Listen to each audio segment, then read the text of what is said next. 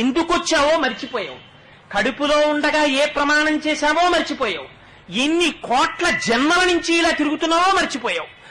మళ్ళీ నా వాళ్ళు 4 రూపాయలు సంపాదించాలని మళ్ళీ పట్టుకుని బయలుదేరావు. ఇంత సంపాదించి నువ్వు పట్టుకెళ్లేదేముందో చూపించు.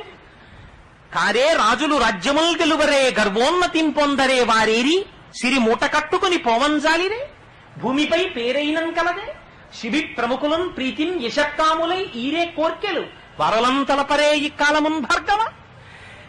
ఎవరు ఇంతంత రాజ్యాలు పరిపాలించామన్నవాడు ఎవడు తనతో ఏం పట్టుకెళ్ళిపోయాడు?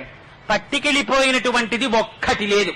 చిట్ట చివరన తన ఒంటి మీద కొత్త బట్ట కప్పి తాడు కట్టి కర్రల మీద పడుకోపెట్టి గడ్డిలో తీసుకెళ్లి పారేస్తే అక్కడ చిట్ట చివర తీసుకెళ్లిపోయేటప్పుడు పంపించేసేటప్పుడు ఆ కొత్త బట్ట కూడా తీసి పక్కన పారేస్తాడు.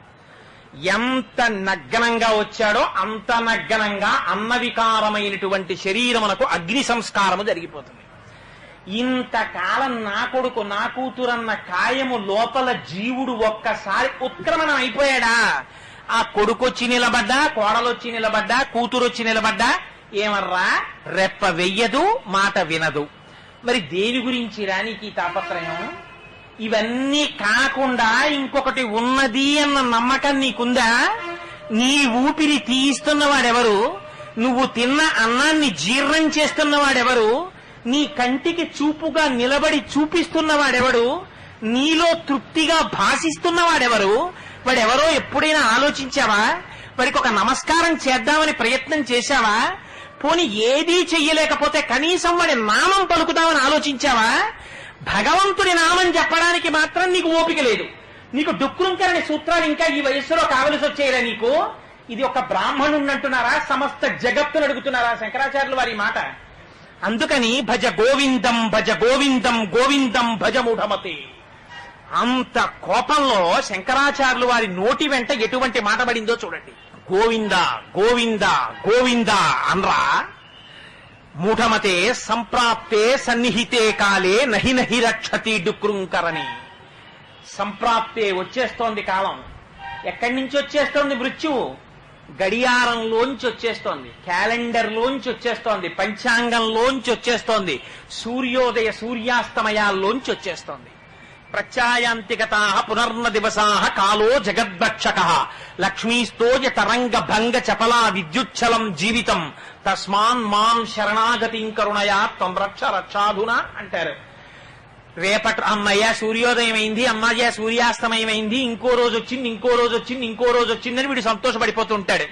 రామకృష్ణ పరమహంస అంటుంటారు, ఈ పెట్టెలో గోళీకాయలు పెట్టి ప్రతిరోజు ఒక్కొక్క గోళీకాయ తీసేస్తుంటే ఇందులో ఉన్న గోళీకాయలు ఖాళీ అయిపోతున్నట్టే ఈ లోపల ఎంత కాలం ఉండాలో, ఎన్ని రోజులుండాలో, ఎన్ని శ్వాసలుండాలో లెక్క పెట్టి అప్పచెప్పిన వాడు ఒకడు ఉన్నాడు.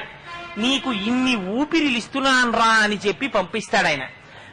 ఇన్ని ఊపిరిల లోపల ఇందులో ఉండి భగవద్ధ్యానం చేసుకోవడానికి మీకు ఇది ఒక ఉపకరణముగా ఇయ్యబడినది. ఇయ్యబడినటువంటి ఉపకరణమును దుర్వినియోగము చేసి దీన్ని కాని సక్రమంగా వినియోగించుకోలేదా?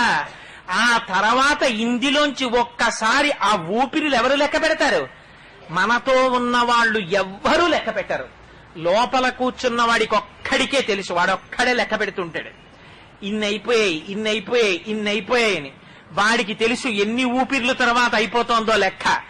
ఖచ్చితంగా అన్నో ఊపిరి అయిపోగానే వాడు నిర్దాక్షిణ్యంగా సింహాసనం నుంచి దిగిపోయి ఉత్తరీయం పైన వేసుకుని బయటికి వెళ్ళిపోతాడు. వాడు వెళ్ళిపోయాడా, వాడి వెనకాతల జీవుడు వెళ్ళిపోతాడు. పతిం విశ్వస్యాస్మేశ్వరగం శాశ్వతగం శివమచ్యుతం. వాడొక్కసారి వెళ్ళిపోయాడా దేహం కింద పడిపోతుంది. అప్పటి వరకు కాలు తగిలితే నమస్కారం చేసిన కొడుకు మా నాన్నగారు వెళ్ళిపోయారంటాడు. వెళ్ళిపోయారని తీసుకొచ్చి కొత్త కర్రలకేసి కట్టి పట్టికెళ్లి అవతల పారేస్తున్నాడు. పారేస్తుంటే ఇంకెక్కడుందిరా జీవితం? ఎంతకాలం బ్రతుకుతావో చెప్పు చూస్తాను. ఎంత డబ్బు సంపాదించాలి ప్రణాళిక ఉంది. పిల్లలకి పెళ్లి చెయ్యడానికి ఎన్ని సంవత్సరాల పాటు డబ్బు దాస్తే నెలకి ఇంత అని చెప్పున పెళ్లికి కావలసినటువంటి ద్రవ్యం సమకూడుతుందో ప్రణాళిక ఉంది.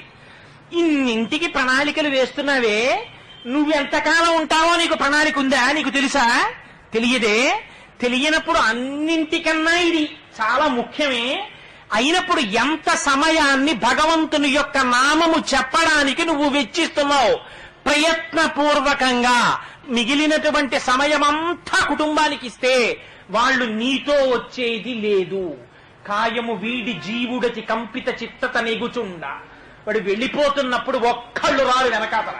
వచ్చేది ఏదైనా ఉంటే తన పుణ్యమే తనతో వస్తుంది. నీ పుణ్యం నువ్వు లెక్క పెట్టకుండా ఎవరిని భగవంతుడి నామం చెప్పడానికి ఎంత సమయాన్ని ఉపయోగిస్తున్నావు? ఇది శంకరాచార్యుల వారి ప్రశ్న. నహి నహి రక్షతి డుక్రూంకరణి. ఉరే, నేను ఇంత వ్యాపారం చేశానంటావు, ఇంత ఉద్యోగం చేశానంటావు, ఇంత విద్య ఆర్జించానంటావు, ఇవన్నీ నీతో వస్తాయనుకుంటున్నావా? ఇవేవీ నీతో రావు. నీ వెనకాతల వచ్చి నిన్ను రక్షించగలిగినటువంటి వాడు ఎవరైనా ఉంటే కేవలము భగవానుడొక్కడే రక్షించగలడు. వాడికి ఉన్నటువంటిదేమిటి? అపారమైన కరుణ. అందుకే భగవంతుని గురించినటువంటి ప్రార్థనా శ్లోకం ఎక్కడ చెప్పండి? ఒకటే శ్లోకం. అమ్మవారి గురించి చెప్పండి, అవ్యాజ కరుణామూర్తి. ఆవిడికో కారణం ఉండదు ఆ కరుణకి, అంత దయ అమ్మకి. స్వామి గురించి చెప్పండి, స్వామి ఏమిటి? ఎప్పుడు దయామూర్తి, ఆయనకి ఎప్పుడు దయ. అంత దయ కలిగిన వాడెవరు? ఒక్క భగవానుడొక్కడికే ఆ దయ ఉంటుంది. అంతవరకెందుకండి? రేపటి శ్లోకంలో మన బతుకేమిటో బయట పెట్టి చూపిస్తారు శంకరాచార్యుల వారు. యావత్విత్తోపర్జన సక్త స్థవన్ నిజ పరివారో రక్త అన్న చోట అంటి పెట్టుకుని లోపల ఉండేటటువంటి వాడు పరమేశ్వరుడు తప్ప వేరొకడు ఎవ్వడు ఉండడు. ఎవడి పని తీరిన తరువాత వాడు వెళ్ళిపోతాడు. కొడుకైనా అంతే, కూతురైనా అంతే, అల్లుడైనా అంతే, భార్య అయినా అంతే, ఎవరైనా అంతే. ఈ సంబంధాలన్నీ అతి కృతకమైనటువంటి సంబంధములు. విడిపోతున్నప్పుడు వెంట వచ్చేటటువంటి వాడు ఎవ్వరూ లేడు. భాగవతంలో నిర్దాక్షిణ్యంగా చెప్పేస్తారు. ధర్మరాజుతోటి నారదుడు చెప్తాడు, ఇన్ని రకాలుగా భగవానుడు రక్షిస్తాడో తెలుసా?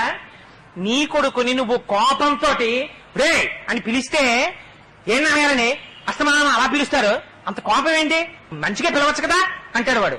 నువ్వు కన్న కొడుకు, నువ్వు డబ్బు పెట్టి పోషిస్తే పెరిగిన కొడుకు, నీ రక్తాన్ని చెమటగా మార్చి నువ్వు ధనం సంపాదించి పెంచితే పెరిగినటువంటి కొడుకు 4 మాటలు కోపంగా పిలిచి చూడు.